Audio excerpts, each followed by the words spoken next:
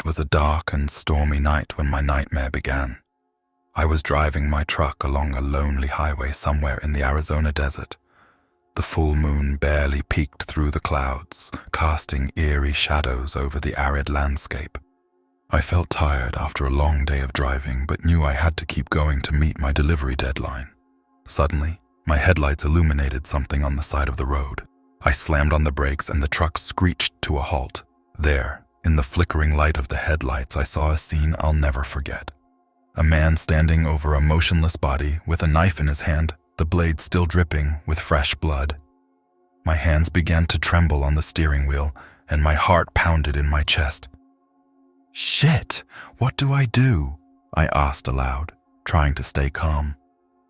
I knew I couldn't stay there, but I also couldn't just drive away and pretend I hadn't seen anything. The man looked at me, and his expression changed from surprise to something darker. He started walking toward my truck with a sinister smile on his face. Without thinking twice, I floored the accelerator and sped away as fast as I could.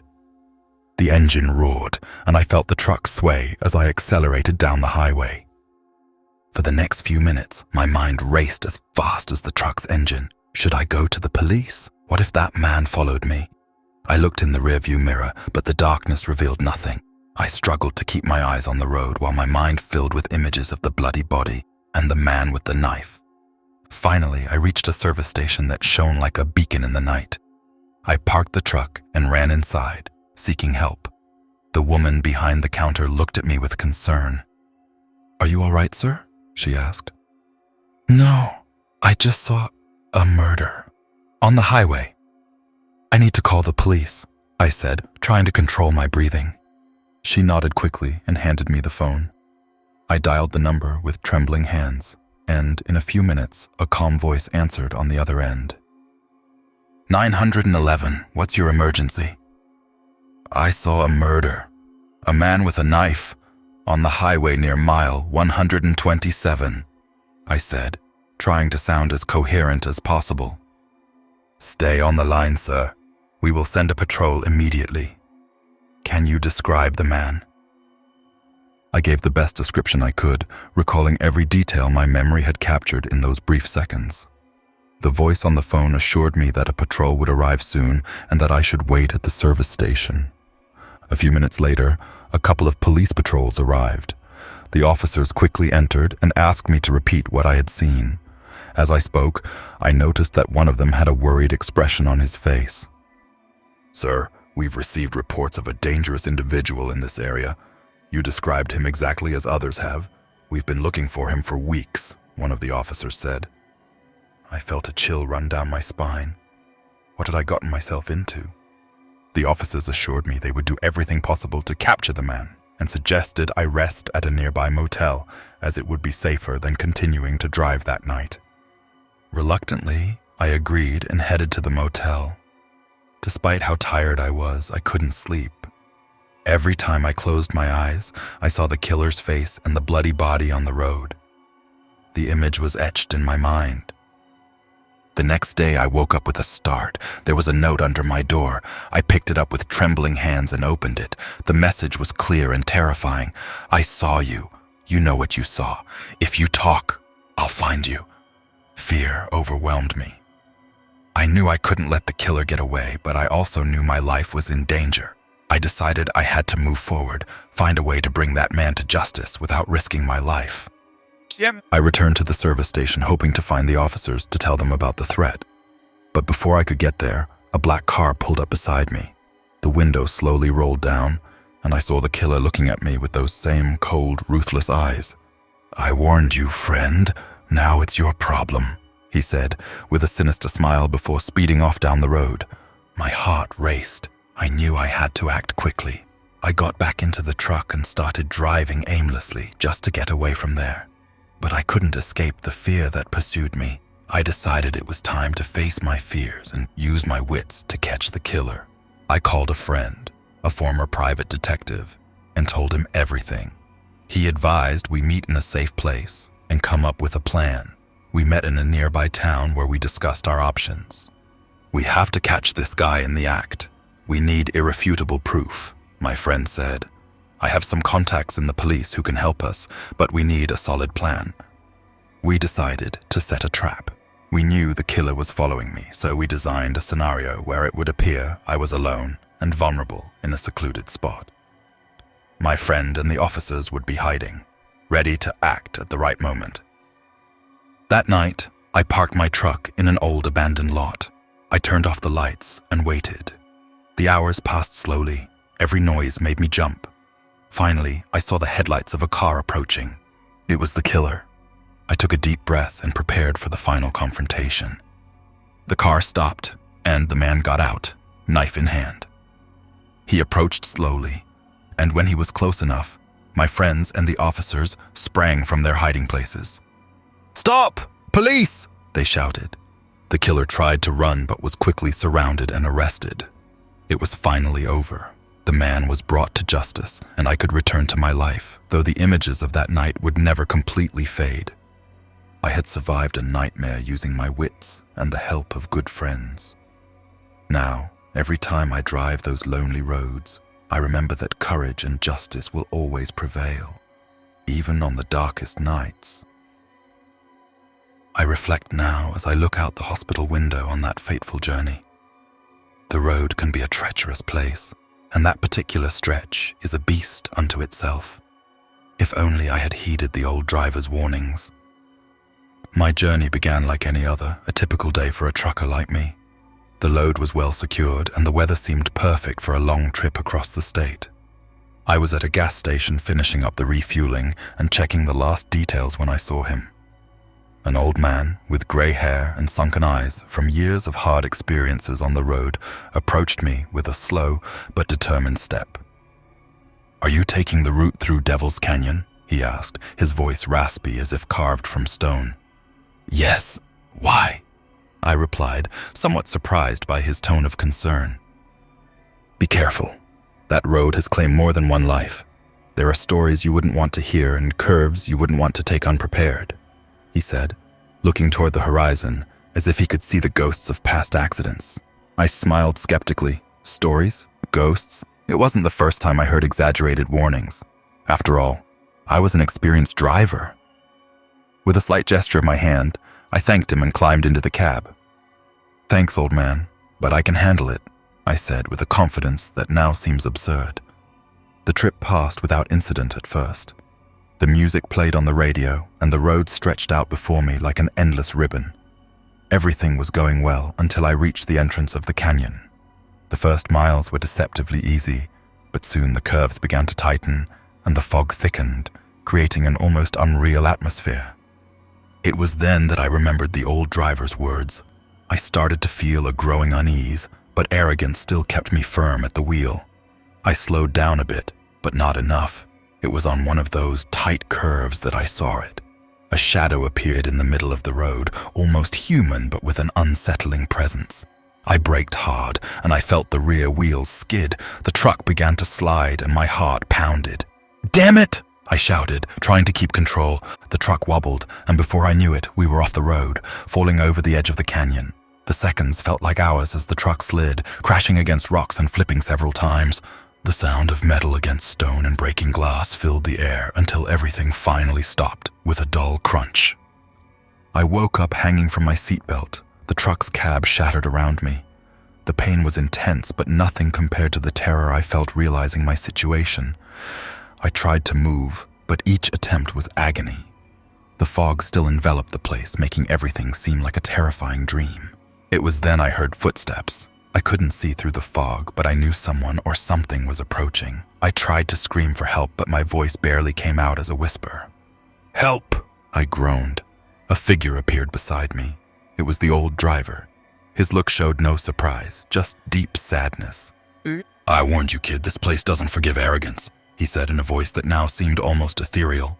He disappeared as quickly as he had appeared, leaving me alone in the fog with the echo of his words resonating in my mind. I felt time stand still as darkness began to cover my vision. I didn't know how long I was there, but finally, the emergency sirens and flashing lights pulled me out of my stupor. The paramedics pulled me from the truck's wreckage and took me to the hospital. Now, as I look out the window, I reflect on that experience. The road is not just a path of asphalt and curves, but also a deadly trap for those who do not heed its warnings. If only I had listened to the old driver. It was a dark and stormy night on the road connecting Catemaco to Veracruz. The wind howled through the trees, and the rain fell so hard I could barely see through the truck's windshield. I'd heard stories about the witches of Catemaco since I started working as a trucker, but I'd always considered them mere legends to scare the rookies. That night, however, I discovered how wrong I was. It all began a few weeks ago when I made a delivery in Catemaco. It was a hot afternoon, and the sun shone intensely as I unloaded the truck. In the market, an old woman was selling herbs and amulets. She had a peculiar appearance, with her disheveled gray hair and deep eyes that seemed to look through my soul. I approached her out of curiosity. "Good afternoon, young man," she said with a smile that didn't reach her eyes. "Are you interested in some protection?" "No, thanks," I replied, a bit uncomfortable. "I'm just passing through." "You shouldn't take these things lightly," she insisted, her voice taking on a more serious tone. "There are forces in this place you don't understand." I laughed nervously and walked away, but I could feel her gaze piercing my back as I left. I didn't think much more about the incident until strange things started happening during my trips. It began with minor breakdowns in the truck, things that a mechanic couldn't explain. Then I started having recurring nightmares, always with the same old woman staring at me with those dark eyes. One night, while driving on a deserted road, I saw a figure on the roadside. As I got closer, I recognized the old woman from Catemaco. She stood in the rain, motionless, staring at me. Fear gripped me, but I couldn't stop. As I passed her, I felt an icy chill run through my body, and the truck's engine suddenly died. I tried to restart it, but it wouldn't respond. I got out of the truck, instantly soaking wet, and checked the engine, finding nothing wrong. Suddenly I heard her voice behind me. "I warned you not to take this lightly." I turned, and there she was, with a severe expression on her face. I tried to speak, but the words wouldn't come out. Then she extended a hand toward me, and I felt an invisible pressure squeezing my chest. I fell to my knees, struggling to breathe as the relentless rain continued to pour. "You need help, young man," the old woman said calmly. "There is a shaman in Veracruz who can save you. Seek Don Nicolas." She vanished as suddenly as she had appeared, and the truck's engine roared back to life. I stood up, trembling, not knowing if it had been real or a hallucination, but I knew I couldn't ignore what had just happened. The next day, I headed to Veracruz.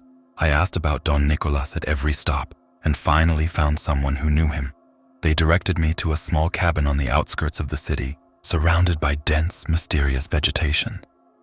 Don Nicolas was an elderly man with deep wrinkles and eyes that seemed to have seen too much. He greeted me with a calm smile and invited me in. "So the witches of Catemaco have sent you," he said while preparing an herbal infusion. "Tell me everything." I recounted what had happened since the encounter with the old woman, the nightmares, and the incident on the road. Don Nicolas listened attentively, nodding occasionally. "You have been marked by a powerful curse," he finally said. "The witches of Catemaco are known for their dark abilities. But don't worry, young man, there is a way to break this curse." He explained that we would need to perform a complex ritual using specific ingredients found only in the most remote places of the region. Over the next few days, we traveled together to collect what we needed: roots of rare plants, water from a sacred spring, and ashes from an extinct volcano. One night, under the full moon, Don Nicolas set up an altar in a clearing in the forest. He placed the ingredients in a circle and began chanting ancient hymns in a language I didn't recognize. The air was charged with electricity, and I could feel a dark presence lurking at the edge of the firelight. "You must enter the circle and remain still," he instructed. "No matter what happens, do not leave."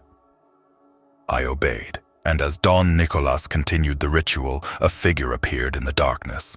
It was the old woman from Catemaco, but her appearance had changed. Her eyes glowed with a malevolent fire, and her smile twisted into a sneer. Do you think you can escape me? She whispered, her voice echoing in my mind. I closed my eyes and tried to focus on Don Nicolas's voice. The chanting grew more intense, and I felt a force pulling me toward the old woman. But I clung to the hope that the shaman knew what he was doing. Suddenly, the circle of fire burst into a blinding light. I opened my eyes and saw the old woman screaming, her figure dissolving into nothingness. I felt an overwhelming peace and knew the curse had been broken.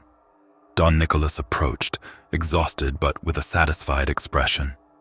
You did it, young man, he said. But remember, there is always a price for dealing with the unknown. Be prudent in your travels and respect the forces you do not understand. I thanked Don Nicolas for saving my life and promised to be more cautious in the future. Since then, I have been more aware of the hidden dangers in the shadows of lonely roads. The stories of the witches of Catemaco no longer seem like mere legends, and I always carry a protective amulet as a reminder of that night when I faced true terror. It was a cold, dark night, typical of May on the lonely roads of Mexico. I had been driving for hours without stopping.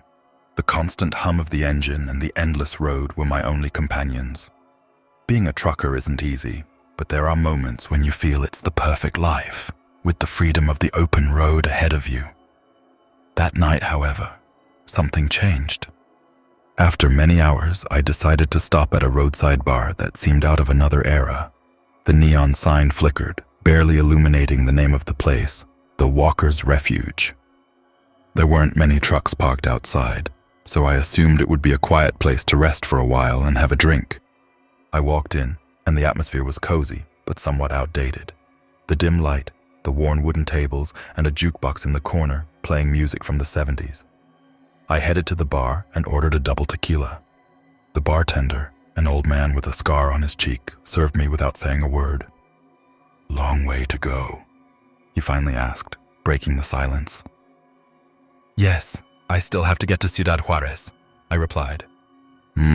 Be careful. These roads can be treacherous at night, he said, looking at me with an expression I couldn't quite decipher. I nodded, not giving much importance to his warning. Then I saw her. She was a beautiful woman sitting alone at a table in the back of the bar. Her skin was pale, almost translucent under the dim light, and her black hair cascaded over her shoulders. Her dark, deep eyes met mine, and she smiled. I felt a shiver run down my spine, but curiosity was stronger. I approached her table with my tequila in hand. May I sit down? I asked, trying to sound casual. Sure, join me, she replied in a soft, melodious voice. We introduced ourselves and started talking. Her name was Anna, and she said she was just passing through, like me. The conversation flowed surprisingly naturally, and soon I was mesmerized by her words and beauty. Would you like to go for a walk? She suddenly asked, standing up from the table. There's a place nearby I want to show you. Although a part of me felt something was wrong, I couldn't resist. We left the bar and walked along a path that led into the nearby woods. The night was darker than ever, and the only sound was the crunching of our footsteps on the dry leaves. Here it is, she finally said, stopping in a clearing illuminated by the moon. The place had a strange, almost surreal atmosphere. Anna turned to me, her eyes shining with an intensity I'd never seen before. Do you know the legend of the Black Widow? She asked, her voice now deeper. I shook my head, feeling fear start to creep in. They say she was a beautiful woman who lost her husband in a tragic accident. Since then, her spirit roams these roads, seeking company. But her pain has turned her into something darker. She is said to seduce men, leading them to their doom. Before I could react, Anna transformed before my eyes. Her face became cadaverous, and her once charming eyes were now dark, empty pits. I tried to back away, but something held me paralyzed. You can't escape, she whispered, moving closer. Now you are mine. With a desperate effort, I managed to break free and run back to the bar. My legs were trembling, and my heart was racing. When I arrived, the bartender was there, waiting for me. You saw her, didn't you? He said somberly. I nodded, unable to speak. Many have fallen into her trap, but few manage to escape. You are lucky. She is the Black Widow. I never returned to that bar or that road. From that night on, I always was careful with the people I met on my travels, and every time someone tells me about strange encounters on the road, I tell them my story, hoping they take the warning seriously. Because I know she is still out there looking for her next victim.